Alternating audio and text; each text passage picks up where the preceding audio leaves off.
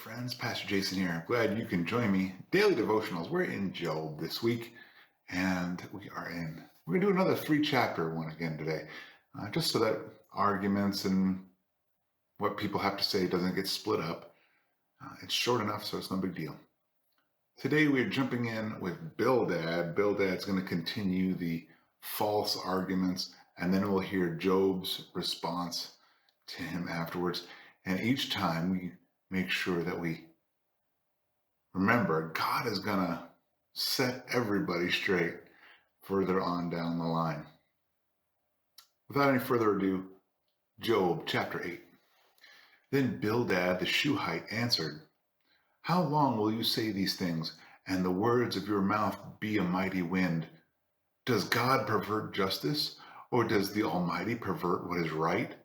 If your sons sinned against him, then he delivered them into the power of their transgression. If you would seek God and implore the compassion of the Almighty, if you are pure and upright, surely now he would rouse himself for you and restore your righteous estate. Though your beginning was insignificant, yet your end will increase greatly. Please inquire of past generations and consider the things searched out by their fathers, for we are only of yesterday and know nothing. Because our days on the earth are as a shadow, will they not teach you and tell you and bring forth words from their minds? Can papyrus grow up without a marsh? Can the rushes grow without water? While it is still green and not cut down, yet it withers before any other plant. So are the paths of all who forget God, and the hope of the godless will perish, whose confidence is fragile, and whose trust a spider's web.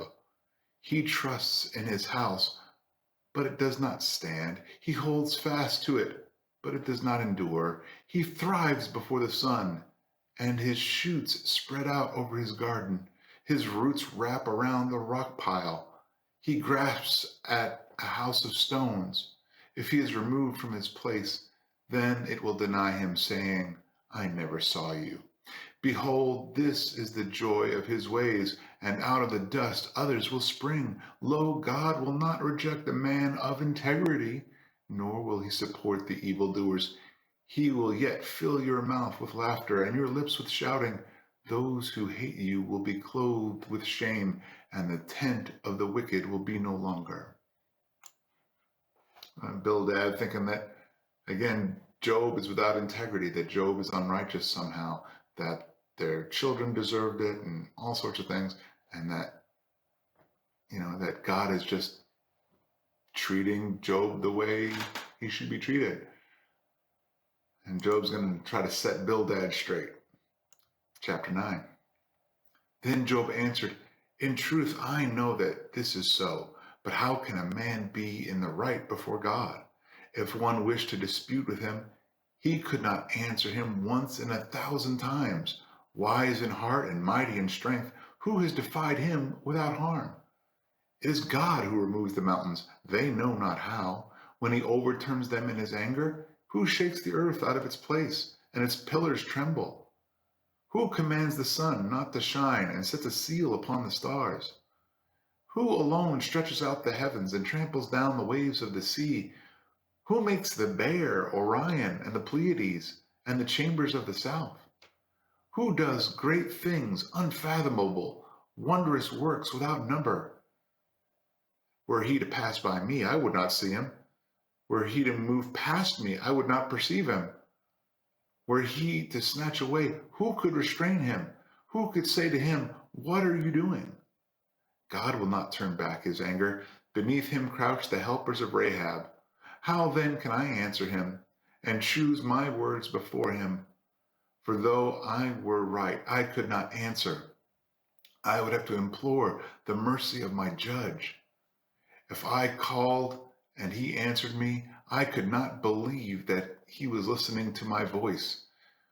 For he bruises me with a tempest and multiplies my wounds without cause. He will not allow me to get my breath, but saturates me with bitterness. If it is a matter of power, behold, he is the strong one. And if it's a matter of justice, Who could summon him? Though I am righteous, my mouth will condemn me. Though I am guiltless, he will declare me guilty. I am guiltless. I do not take notice of myself. I despise my life. It is all one, therefore, I say. He destroys the guiltless and the wicked. If the scourge kills suddenly, he mocks the despair of the innocent. The earth is given into the hand of the wicked. He covers the face of its judges. It is not he, then, who is it? If it is not he, then who is it? Now my days are swifter than a runner. They flee away. They see no good. They slip like reed boats, like an eagle that swoops on its prey. Though I say I will forget my complaint, I will leave off my sad countenance and be cheerful. I'm afraid of all my pains. I know that it will not acquit me. I am accounted wicked. Why then should I toil in vain? If I should wash myself with snow and cleanse my hands with lye, yet you would plunge me into the pit, and my own clothes would abhor me. For he is not a man as I am, that I may answer him, that we may go to court together. There is no umpire between us, who may lay his hand on us both. Let him remove his rod from me, and let not dread of him terrify me. Then I would speak and not fear him, but I am not like that in myself. Chapter 10. I loathe my own life. I will give full vent to my complaint. I will speak in the bitterness of my soul. I will say to God, do not condemn me. Let me know why you contend with me.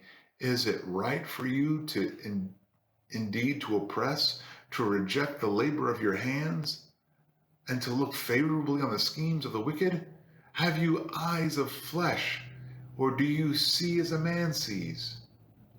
Are your days as the days of a mortal, or your years as a man's years, that you should seek for my guilt and search after my sin? According to your knowledge, I am indeed not guilty, yet there is no deliverance from your hand. Your hands fashioned and made me altogether, and you would destroy me? Remember now that you have made me as clay, and would you turn me into dust again? Did you not pour me out like milk, and curdle me like cheese, and clothe me with skin and flesh, and knit me together with bones and sinews? You have granted me life and loving kindness, and your care has preserved my spirit. Yet these things you have concealed in your heart. I know that this is within you. If I sin, then I would take note of me. If I sin, then you would take note of me and would not acquit me of my guilt. If I am wicked, woe to me. And if I am righteous, I dare not lift up my head. I am sated with disgrace and conscious of my misery. Should my head be lifted up, you would hunt me like a lion, and again you would show your power against me. You renew your witness against me and increase your anger toward me. Hardship after hardship is with me. Why then have you brought me out of the womb? Would that I had died and no eye had seen me. I should have been as though I had not been, carried from womb to tomb. Would he not let my few days alone? Withdraw from me that I may have a little cheer before I go, and I shall not return to the land of darkness and deep shadow, the land of utter gloom and darkness itself, of deep shadow without order, and which shines as the darkness. Whew, Job. Job is grieving. He clarifies with Bildad, look, I get what you're saying. That's not the case. And he then moves to complaining out to the Lord and saying, how can I be made right? You're against me. Leave me alone. Allow me to at least have these last few days or moments of my life allow me to have a little cheer before I go to hell. He has lost all, in his grief, he's lost all hope.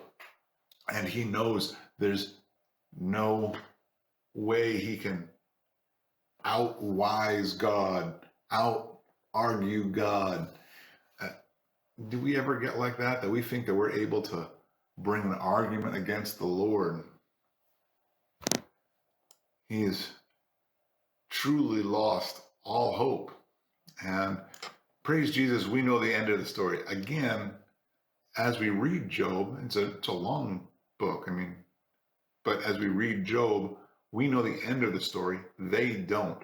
In their moment, they don't know that the Lord's going to come, address all of them, correct all of them, and then he's going to bless Job even more than what he lost originally. And speaking of that, that's kind of one of the reasons why people aren't sure where to put Job in the timeline. He mentions like the helpers of Rahab in chapter 9 there in the middle. And yet he's also able to live long enough to have two families grow to adulthood. Like he actually even sees the grandchildren of his second family.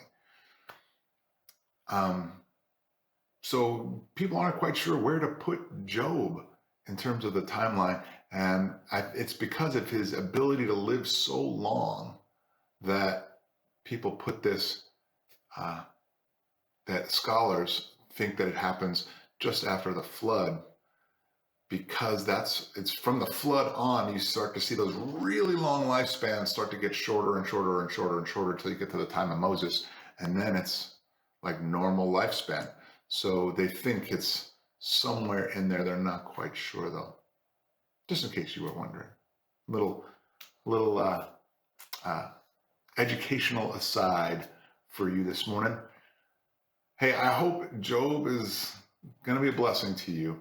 There's a future blessing. If you need to, go to the end of the book and read God's address to everybody.